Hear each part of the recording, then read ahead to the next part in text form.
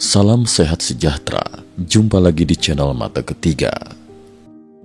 Pada 2 September 1945, di Teluk Tokyo yang tampak mendung, sebuah kapal perang Amerika Serikat, USS Missouri, menjadi panggung bagi salah satu momen paling dramatis dalam sejarah dunia. Di dek kapal inilah perwakilan Kekaisaran Jepang menandatangani dokumen penyerahan tanpa syarat kepada sekutu, menandai akhir Perang Dunia II di kawasan Pasifik. Meski langit tidak cerah sempurna, beberapa jenderal Amerika menyebut situasi itu sebagai matahari terbenam, metafora bahwa kekuasaan Jepang yang selama bertahun-tahun gemilang kini benar-benar meredup. Lebih dari 9 negara dan sekitar 200 wartawan menyaksikan prosesi tersebut. Momen ini terbilang langka karena biasanya penyerahan resmi dilakukan di ibu kota atau markas besar pemenang perang, bukan di dek kapal perang. Mengapa Amerika Serikat bersikeras menggelar upacara di atas USS Missouri? Padahal sekutu saat itu sudah punya markas besar di Yokohama, Jepang. Jawabannya ternyata berkaitan erat dengan rivalitas dua jenderal bintang 5 paling ternama di Angkatan Bersenjata Amerika, serta dinamika politik yang mendidih di hari-hari akhir Perang Pasifik. Konflik tersembunyi di balik upacara. Pada 15 Agustus 1945, Presiden Amerika Serikat Harry S. Truman baru saja memastikan bahwa Kaisar Hirohito mengeluarkan Gyokuon Hoso, maklumat akhir perang. Dengan itu, Truman secara terbuka mengumumkan bahwa Perang Pasifik telah berakhir. Di sisi lain, Jenderal Douglas MacArthur yang sejak 13 Agustus ditunjuk sebagai Panglima tertinggi sekutu di Timur Jauh, mendapat tugas mengatur upacara penyerahan Jepang. Namun, langkah Truman ini diam-diam memicu protes keras dari Kaiser William Nimitz, Panglima tertinggi sekutu di kawasan Pasifik. Begitu kabar penunjukan MacArthur tersebar, Nimitz segera menemui Truman dan mengungkapkan ketidakpuasannya. Dalam nada penuh keberanian, ia menegaskan bahwa peran Angkatan Laut Amerika tak bisa disingkirkan begitu saja. Dari Guadalcanal hingga Okinawa, dari Midway hingga Mariana, Angkatan Laut yang memegang peran vital. Lalu, mengapa hanya MacArthur yang menandatangani dokumen? Kami juga mengorbankan banyak prajurit dan kapal untuk mengakhiri perang ini. Truman sebenarnya memahami argumen Nimitz. Angkatan Darat di bawah komando MacArthur memang lebih dulu diproyeksikan memimpin pendudukan dan rekonstruksi pasca perang di Jepang. Namun, Angkatan Laut, terutama setelah kemenangan gemilang di Midway dan serangan efektif kapal induk, nyatanya juga punya andil besar dalam melemahkan kekuatan Jepang di Pasifik. Sejak Pearl Harbor, Amerika tidak pernah lagi meremehkan teknologi dan strategi maritim. Rivalitas MacArthur dan Nimitz bukanlah hal baru. Pada 1944, saat melancarkan serangan balik di Filipina, keduanya pernah berbeda pandangan keras tentang rute dan taktik militer. Aura ketidakcocokan inilah yang mewarnai hubungan mereka hingga akhirnya meledak menjelang upacara penyerahan. Truman, yang mungkin kurang cermat memperhitungkan rivalitas tersebut, terpaksa mencari solusi cepat agar tidak memecah persatuan sekutu. Di tengah situasi genting, Menteri Angkatan Laut Amerika Serikat, James Pinson Forrestal, melontarkan gagasan brilian. Forrestal, lulusan Universitas Princeton dan mantan bintang dunia keuangan, terkenal di militer sebagai sosok cerdas dan tanggap. Ia mengajukan kompromi. 1. MacArthur menandatangani dokumen mewakili seluruh sekutu. 2. Nimitz mewakili pemerintah Amerika Serikat secara khusus. 3. Upacara diselenggarakan di atas kapal perang Angkatan Laut USS Missouri. Dengan mekanisme ini, Angkatan Darat dan Angkatan Laut sama-sama mendapat panggung. MacArthur tetap diakui posisinya sebagai panglima tertinggi sekutu, sementara Nimitz memperoleh pengakuan yang sepadan atas jasa Angkatan Laut. Truman menerima usul Forrestal menutup potensi perpecahan di puncak komando militer Amerika. Polemik Mokusatsu dan bom atom. Terpisah dari perseteruan internal di kalangan sekutu, Jepang sendiri tengah dihadapkan pada dinamika politik penuh drama. Sebelum penandatanganan penyerahan itu digelar, dunia dikejutkan oleh tragedi di Hiroshima dan Nagasaki yang hingga kini masih menjadi perdebatan. Benarkah bom atom adalah alasan tunggal Jepang menyerah? Pada 26 Juli 1945, Deklarasi Potsdam dikeluarkan oleh Amerika Serikat, Inggris, dan Tiongkok. Ultimatumnya jelas, Jepang harus menyerah tanpa syarat atau menghadapi kehancuran total. Perdana Menteri Jepang Kantaro Suzuki mengadakan rapat kabinet darurat di Tokyo. Perdebatan sengit pun terjadi. Kubu pro-perang dipimpin Menteri Angkatan Darat Korechika Anami ingin terus bertempur karena Jepang masih menguasai sebagian besar wilayah Tiongkok dan Asia Tenggara. Kubu pro-damai menilai ekonomi Jepang sudah runtuh dan tak sanggup lagi meneruskan peperangan. Keputusan final diambil oleh Kaisar Hirohito. Namun, Suzuki mengumumkan bahwa Jepang akan mokusatsu Deklarasi Potsdam. Dalam bahasa Jepang, istilah ini bermakna luas, antara mengabaikan, membunuh dengan diam, atau tidak merespons. Celakanya, media barat menerjemahkan secara keras sebagai mengabaikan atau tidak peduli.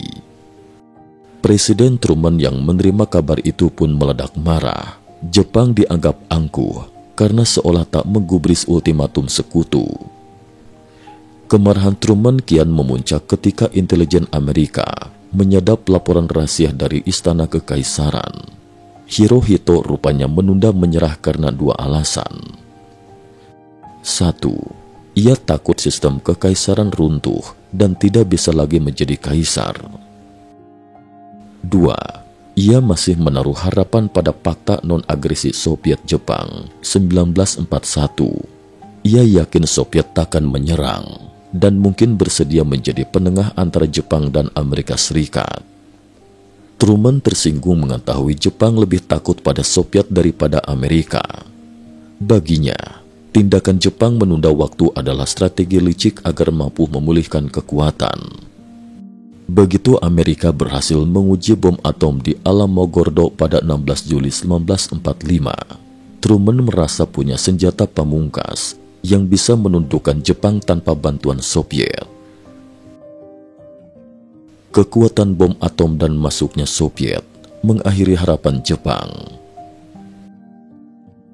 Pada 6 Agustus 1945, sebuah pesawat B-29 Amerika Serikat, Enola Gay, menjatuhkan bom atom seberat 5 ton di atas Hiroshima. Dalam hitungan detik, ledakan dahsyat menciptakan bola api bersuhu lebih dari 6.000 derajat Celcius, membakar habis kota tersebut.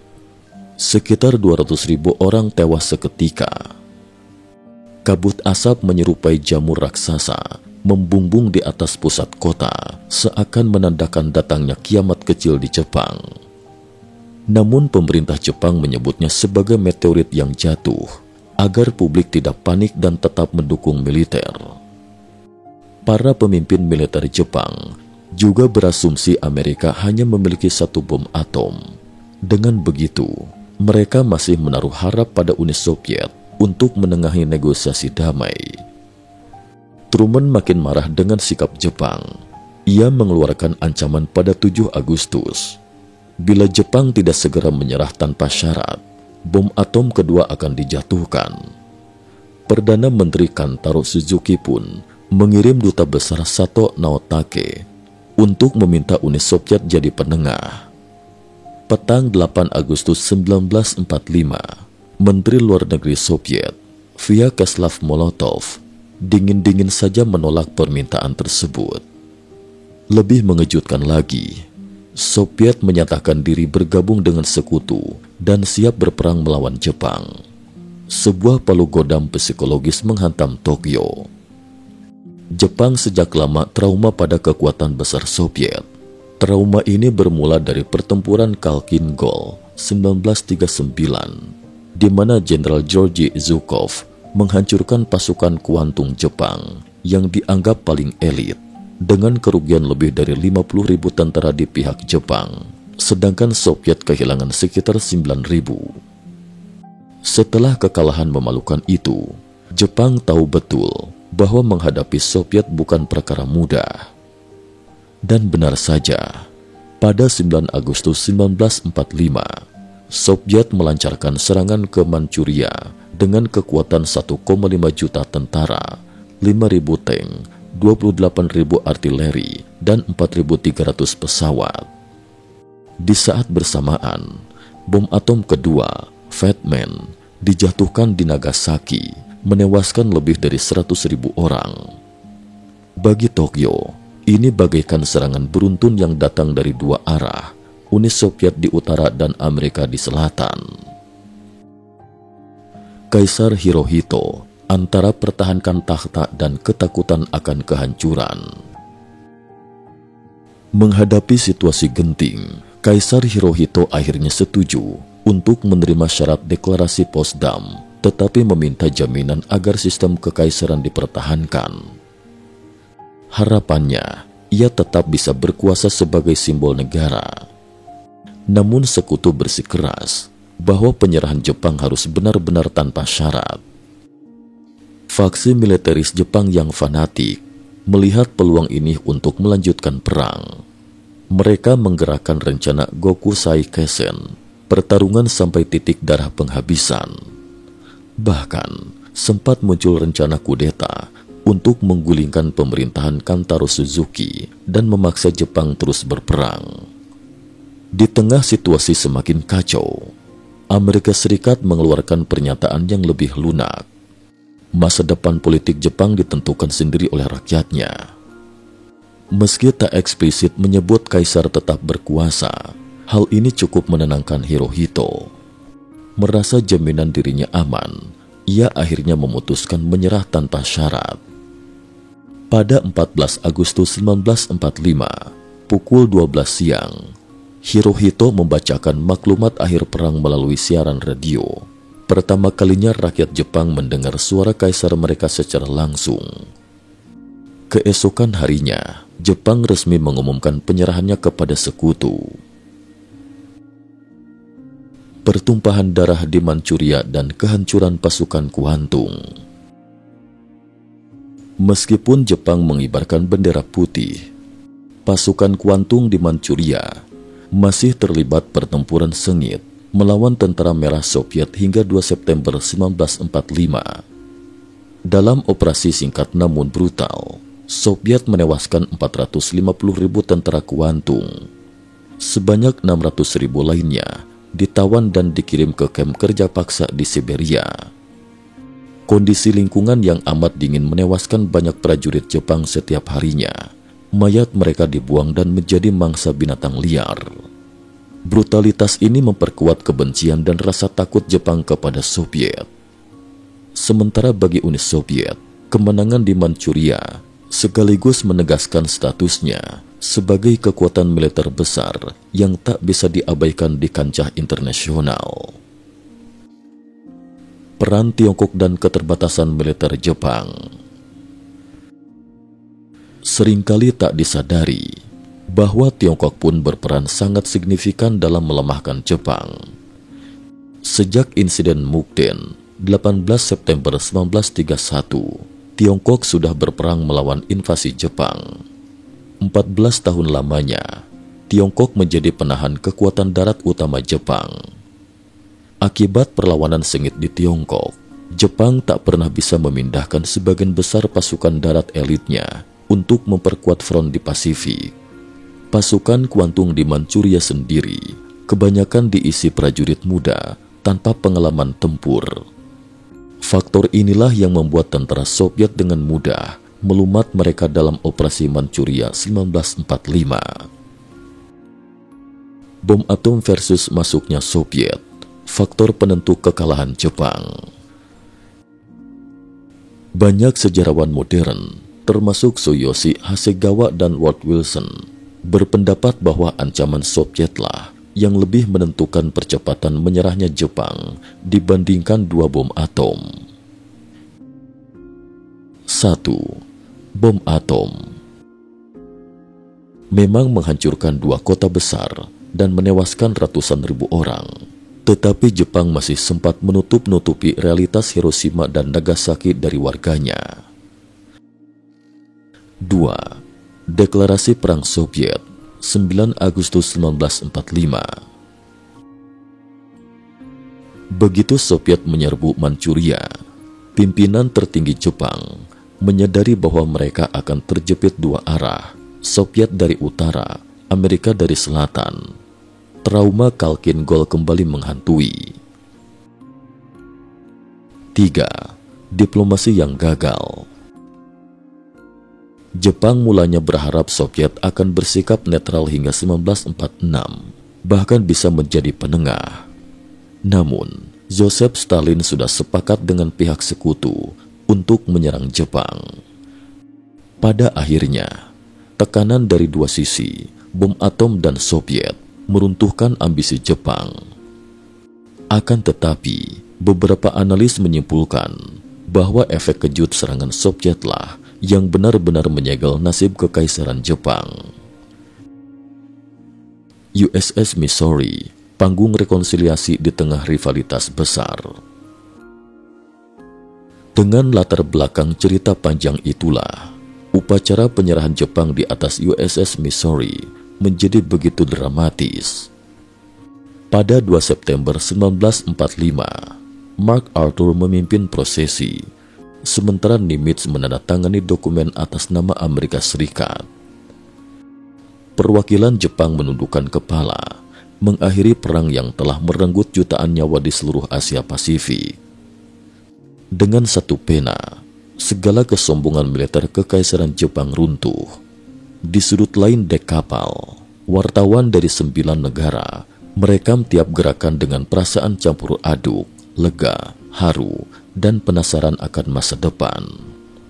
Jepang pun memasuki era pendudukan di bawah komando Mark Arthur, menjalani reformasi besar-besaran di bidang politik, ekonomi, dan sosial. Bayang-bayang hantu militerisme. Kekalahan Jepang tidak lantas menghapus tuntas ideologi militerisme. Para penjahat perang seperti Hideki Tojo diabadikan di kuil Yasukuni dan hingga kini masih dikunjungi ribuan orang setiap hari untuk diberi penghormatan. Pasukan bela diri Jepang pun berkembang menjadi kekuatan militer modern yang berteknologi maju, meski konstitusi mereka di atas kertas mengharamkan perang agresif. Bagi sebagian pihak di Amerika Serikat, narasi bom atom memaksa Jepang menyerah dan menyelamatkan ratusan ribu nyawa tentara Amerika sudah mendarah daging. Namun, pandangan lain menilai penjatuhan bom juga bermotif memberi peringatan kepada Soviet di awal Perang Dingin. Ini senjata pamungkas kami, jangan coba-coba meremehkan. Pelajaran dari sejarah yang mencekam. Begitu banyak tokoh, dalang, dan intrik di balik berakhirnya Perang Dunia II di Pasifik. Mulai dari persaingan prestis antara Mark Arthur dan Nimitz, hingga tafsir mokusatsu yang mungkin menjadi pemicu kehancuran Hiroshima. Dari upaya Kantaro Suzuki memohon campur tangan Soviet, sampai Kaisar Hirohito yang akhirnya memilih menyerah daripada membiarkan Jepang porak-poranda oleh serangan gabungan Uni Soviet dan Amerika. Kisah ini juga mengingatkan betapa mahalnya harga sebuah keputusan politik di masa perang. Satu kata yang disalahartikan bisa menelan ratusan ribu korban jiwa. Perhitungan keliru tentang kekuatan lawan bisa berujung bencana nasional. Dan sejarah memperlihatkan bahwa hantu militerisme tak selamanya sirna, Ia kadang bersemayam menunggu celah untuk muncul kembali. Saat harus berhadapan dengan binatang buas, Anda harus memperlakukannya layaknya binatang buas. Harry S. Truman. Kata-kata Truman ini mencerminkan logika perang di era itu, kejam, tanpa kompromi, dan menganggap lawan sebagai musuh yang harus dihancurkan. Tetapi, di balik ketegasan tersebut, terdapat ratusan ribu korban sipil, tentara muda yang hilang nyawanya, serta trauma berjuta manusia. Ketika upacara penyerahan di USS Missouri selesai, dunia memasuki babak baru. Perang dingin mulai memanas antara blok barat dan blok timur.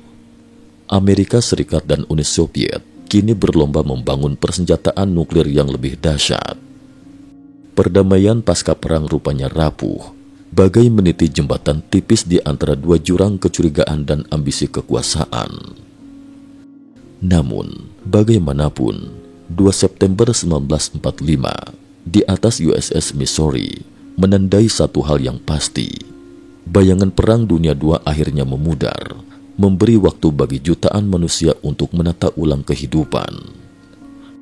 Jepang, yang sebelumnya dikenal sebagai imperium militer bersenjata, kelak bangkit menjadi raksasa ekonomi yang lebih mengutamakan diplomasi. Meski hantu militerisme tetap membayangi, dunia tetap berharap tragedi serupa tidak lagi terulang. Penutup. Kisah dramatis di USS Missouri dan peristiwa seputar bom atom Hiroshima Nagasaki hingga serbuan Soviet di Manchuria menunjukkan kompleksitas akhir Perang Dunia II. Bukan semata bom atom atau satu kejadian tunggal, melainkan gabungan berbagai faktor, dari diplomasi gagal, persaingan panglima, hingga pengkhianatan aliansi. Namun, satu hal yang tak terbantahkan, hari itu, 2 September 1945, menjadi saksi penutupan tirai perang paling berdarah dalam sejarah umat manusia. Dari dek kapal perang besar di Teluk Tokyo, dunia menatap awal era baru yang penuh harapan sekaligus rasa was-was. Jepang menurunkan benderanya, MacArthur membaca kata-kata penutupnya, dan lantas ratusan ribu prajurit sekutu pun bersiap menjalani tugas yang sama pentingnya, menata perdamaian dan membangun kembali negeri yang hancur akibat perang berkepanjangan. Sementara itu, trauma akan ledakan nuklir dan gelombang baja Soviet menjadi pengingat bahwa kesombongan militer, kesalahan perhitungan, dan ketiadaan jalan damai dapat membawa dunia ke jurang yang nyaris tak terbayangkan. Apa yang terjadi di masa silam, semoga menjadi pelajaran bagi masa depan. Pesan tak tertulis dari USS Missouri. Momen di USS Missouri adalah cermin bahwa setiap konflik, betapapun keras dan biadabnya, pada akhirnya akan meminta pertanggungjawaban. Dan meski matahari di langit Teluk Tokyo hari itu meredup di balik awan, sejarah mencatatnya sebagai senjata terakhir bagi ambisi militer Kekaisaran Jepang, sekaligus fajar bagi dunia baru yang diharapkan lebih damai. Cukup sekian dulu, terima kasih atas perhatiannya.